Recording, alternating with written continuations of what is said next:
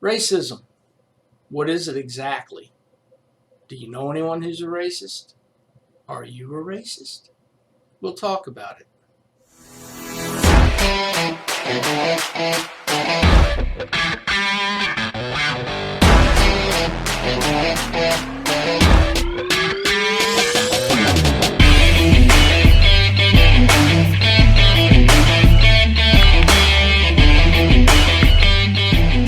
Greetings. Back again.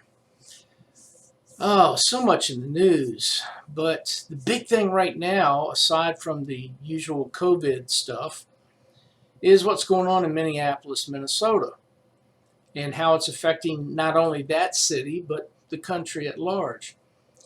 Now, I'm going to tell you right now that there's going to be some language in here that you may not like.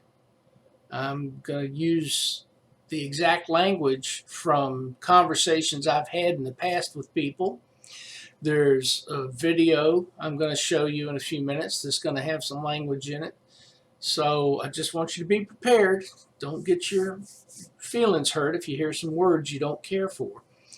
I'm trying to get the point across and using the language that was used. So, George Floyd was killed while being arrested for supposedly, allegedly, writing a bad check. Now, let me be clear. My family and I used to own 3 grocery stores. We used to deal with a lot of bad checks. Bounce checks, stolen checks, counterfeit checks. Okay? Writing a bad check is against the law. And while you and I may say that there are some laws that are unjust or unconstitutional, when you write a bad check, you're stealing. You're taking money from people. You're handing them a piece of paper that promises that you have this money in the bank. And then when the check is cashed, it's not there. You stole that money. So, did George Floyd deserve to be arrested? He certainly did. Did he deserve to be killed? No, he did not. Now, I've done security work in the past. I've worked with the Richmond Police. Full disclosure, I was in the Richmond Police Academy back in 1981, preparing to become a police officer. And a month into the academy, the city of Richmond decided they were going to rescind their residency requirement that said you could live anywhere.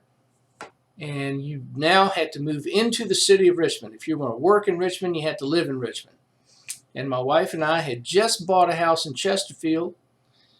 And I went to the lieutenant in charge of the academy and I said, hey, are they going to grandfather people like me in? He said, nope, you got to move. To which I replied, well, that's not going to happen. So I tendered my resignation.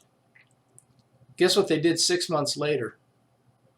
Yeah, they rescinded that law so you could still live anywhere you wanted to.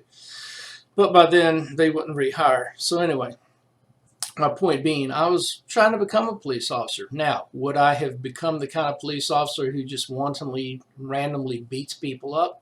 I don't think I would have. But you're just going to have to take my word for that, aren't you?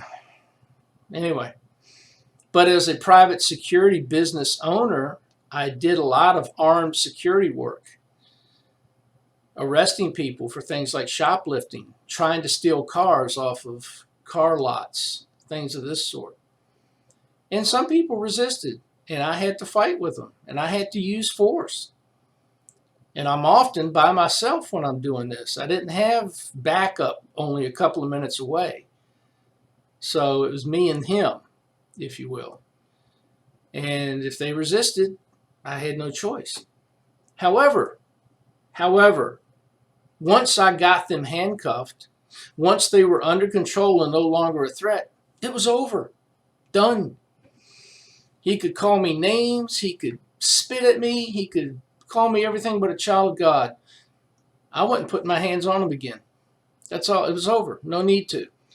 Now we'd go to court. We'd let the court system deal with him and whatever his punishment's going to be.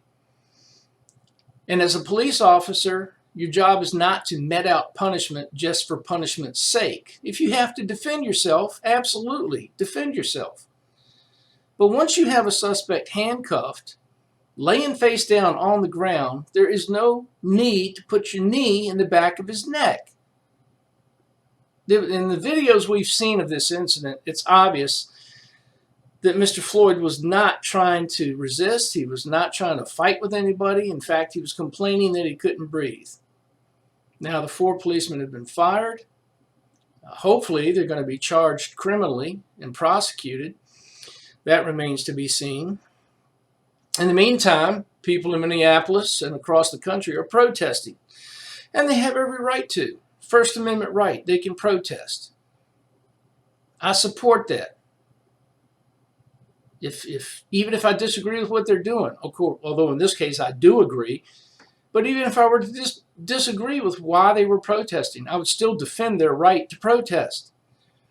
What they do not have a right to do is harm other people and destroy other people's property. Now, I've heard some folks on my Facebook page and some other conversations I've had say that, well, they have a right to be angry. You know, that nobody listens to them. They're not heard. Well, yeah, you're right. They have a right to be angry. I understand that. But how is it helping your cause to burn down the stores and businesses in your own neighborhoods where you shop? You're not even going after the people who are responsible for George Floyd's death or the people at whom you're supposed to be angry. I don't hear of anybody attacking the police station. I mean, seriously, I'm not saying they should, but if you're going to attack the people you're angry with, wouldn't you be attacking the police? Anyway, another part of what has come up as a result of this, of course, is racism. Everybody who's white's a racist. Everybody who's black's racist. Everybody who's Hindu is racist. Everybody who's Indian is racist. Everybody's a racist anymore. Of course, I'm not a racist. You're not a racist. But, all those other people, they're racist. Well, what is racism? Let's look at that for just a moment. All right, let's look at the definition of racism. Because we hear people all the time say, well, black people can't be racist because they're not empowered. Whatever the hell that means. But let's see what the dictionary definition of racism is. The belief that race accounts for the differences in human character or ability and that a particular race is superior to others. Okay, no mention of empowerment or financial status there. Next, discrimination or prejudice based on race. The belief that each race has distinct and intrinsic attributes. Okay, now I haven't seen anything in there that talks about empowerment or financial status and the ability to be racist. So, are you racist? Do you hate people just because of their skin color? I mean, I can tell you that I don't, but it's up to you to believe it or not. What I can tell you is I treat people based on how they treat me. If you're an asshole, I'm going to treat you like an asshole. Is that simple enough for you to understand? So this idea that, just because you're white, you don't like black people, or just because you're black, you don't like white people, is ridiculous. Are there racists out here? Absolutely they are. It's like I've told my students when I'm teaching U.S. history and we're going through Jim Crow laws and we're talking about the civil rights movement. And I try to explain to them that, yeah, there are always going to be stupid people. You can't take that away. I mean, no law you pass is going to change that. So, yeah, absolutely there are racist people out here. And yes, like it or not, black people can be racist. And in fact, what's that guy, Charlemagne? I'm going to show you a video of him right now. He's talking with a self-professed white liberal about racism. And here's what they have to say. All right, I'm going to put my headphones on so I can hear this as well. But I want you to listen to this part of the video. CEO of Chase, all I'm saying is if you have economic power, you can absolutely be racist, but you can also be poor like those kids in Chicago who kidnapped that retarded white kid and be racist just based on the fact that he's white. Racism has nothing to do with economic power. It costs nothing to be prejudiced. There you go. It costs nothing to be racist. That's why people... It costs nothing to discriminate against people. And right on that note, that's why people that are poor are racist, because it's something they can do for free that makes them feel better. Makes them feel better. It's just like anything else. What's the like energy is never lost or destroyed, just merely transferred from one party to the next. That's why most unhappy people like to transfer that unhappy energy to those of us that are happy. There you go. Okay, so you get the point?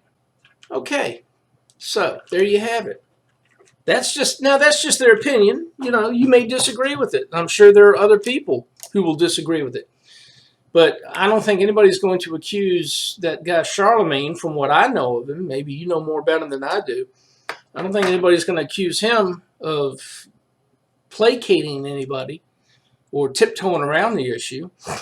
So if he's willing to recognize that, yeah, like he said, it doesn't cost anything to be racist. You don't have to be rich to be a racist. You don't have to be poor to be one.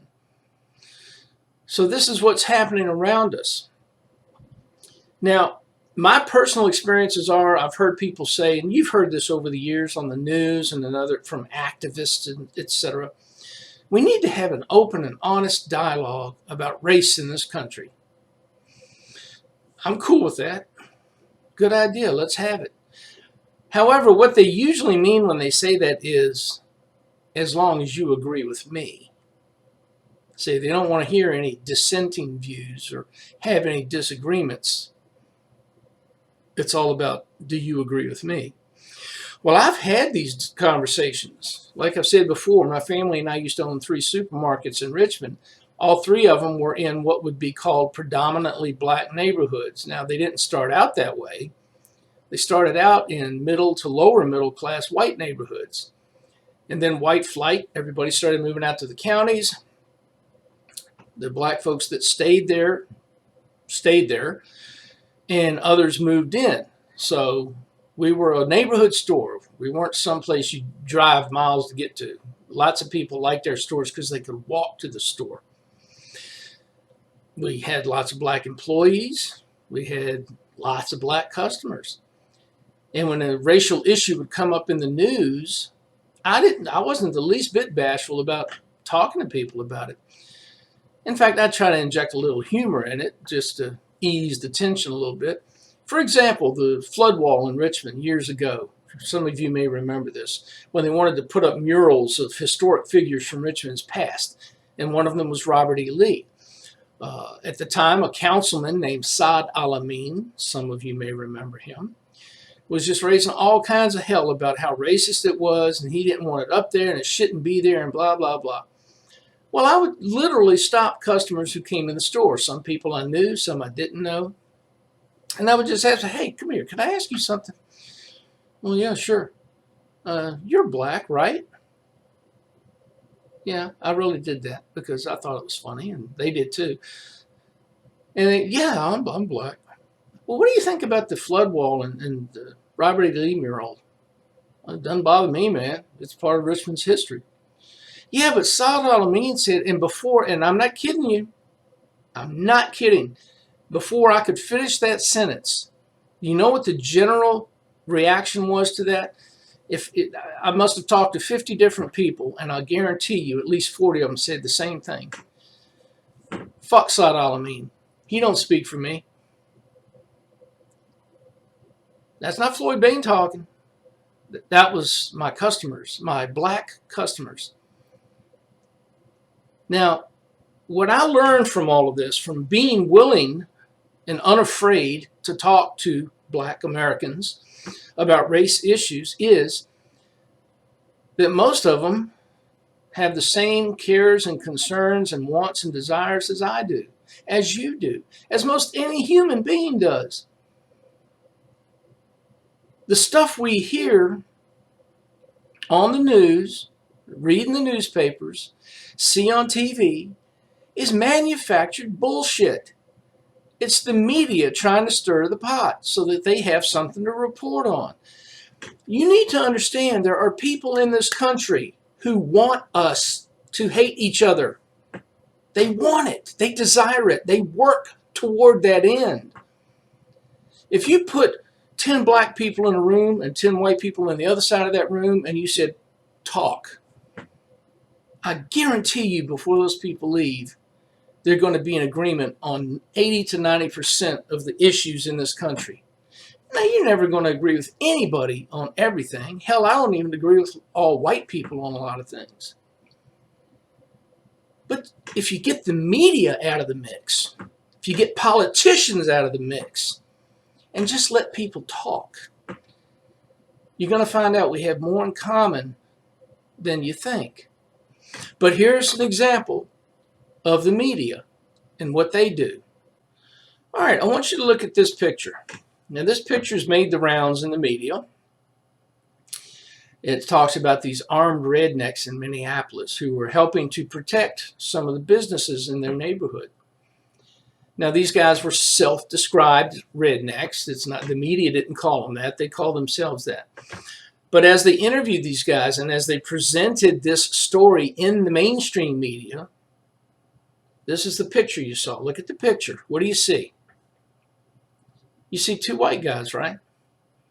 Two armed rednecks. You know what they didn't show you? Over here. This guy and another guy over here out of the picture. And I'll show you the video in just a second. You know what color those guys are? They're black. And they're carrying guns too. And they were helping those rednecks protect the businesses. Now, why do you think they do that?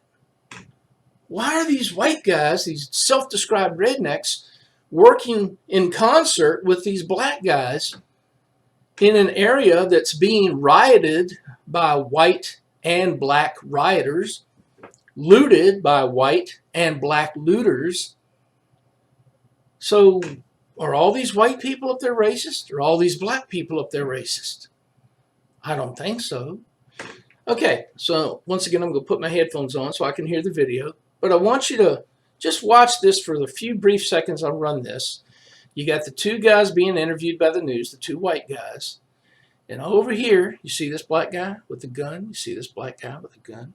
Watch what the black guy does. And while we were walking, somebody mentioned that there were some guys at the back of us after we wanted to know if they were over to go buy something. And they said that they're closed and they're defending their businesses. Oh yeah, Target's on fire. Yeah. By the way. Yeah. But and anyway, did you see that? Did you see it?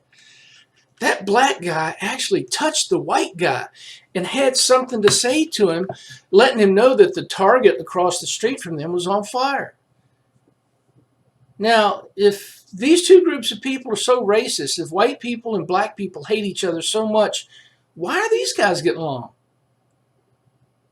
What's the difference? What's going on here? Okay, so there's another example of what I'm talking about. Don't believe everything the media tells you, people. You've got to stop doing that. They are getting what they want. The media is getting what it wants. When you fall for this crap, dig a little deeper. Ask more questions. Be skeptical. How many examples have I offered you? How many more do I have to offer of the media and politicians lying to you before you start to understand that you can't believe these people?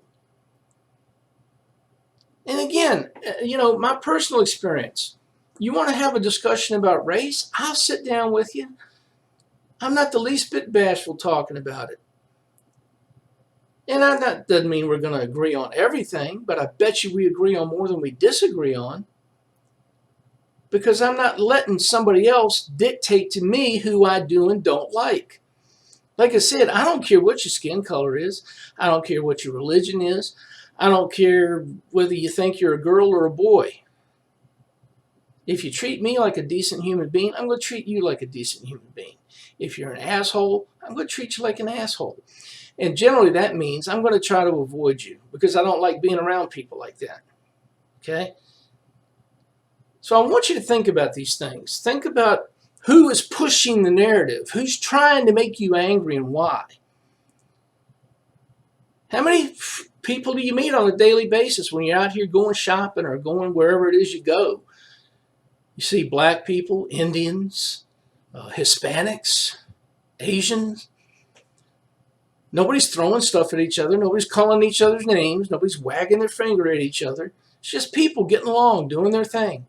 But if you watch the news, you'd swear that every time you go out of the house and you see somebody with a different skin color, there's going to be a fight. That's not how it works.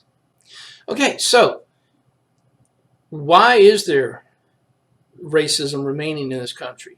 If I could answer that question, I'd be some sort of big money guru who goes around on TV and I'm, filthy stinking rich from telling everybody something they need to know. I don't know the answer to that. All I can tell you is there are always going to be stupid people who are going to hate somebody else just because they're different. I mean, hell, look at liberals. They hate you because you have something they don't have. If I hated everybody who had more than I have, hell, I'd hate half the country. I don't have time for that. Who's pushing this stuff? Why? Let's get back to the George Floyd incident. The people who are protesting, and hear me carefully, have every right to protest. I support that right. I'd be there with them if I was up in Minneapolis. What those cops did was wrong, and they should be prosecuted. But let's not let that incident turn one group against another. Because let's face it, there are good black people out there who treat people decent. There are good white people who treat people decent. Stop letting the media and the politicians, for their own benefit, pit one against another. Stop letting them get away with that. I want you to think about these things. I want you to understand that, most of what you hear in the way of hate is coming from the media and from the activists that the media usually seeks out because they know they're hateful people, or from the politicians who are going to push this narrative because then they can step up and save the world and be the heroes. Understand this, you can't pass a law that's going to end racism. Now, we passed laws back in 1964 that ended the way the government could treat people based on their race. We got rid of Jim Crow laws. But you can't pass a law that's going to make one person stop hating another person. That's just something you got to work on. You got to get to their heart. You got to get to their brain. Even then, some people you're not going to reach. So just, like I said, slow down. Stop believing everything the TV tells you. Let's understand that black, white, red, green, doesn't matter what color you are, most human beings have the same concerns and desires and wishes for their families and for themselves. And let's focus on that. And if you want to have a dialogue, let's have it. Let's stop letting the politicians have it. Let's stop letting media talking heads have it. Let's you and me have it. Because we can talk. And we'll put all that other crap aside and just focus on what it is we can agree on. Does that sound good to you? All right, I'll talk to you later.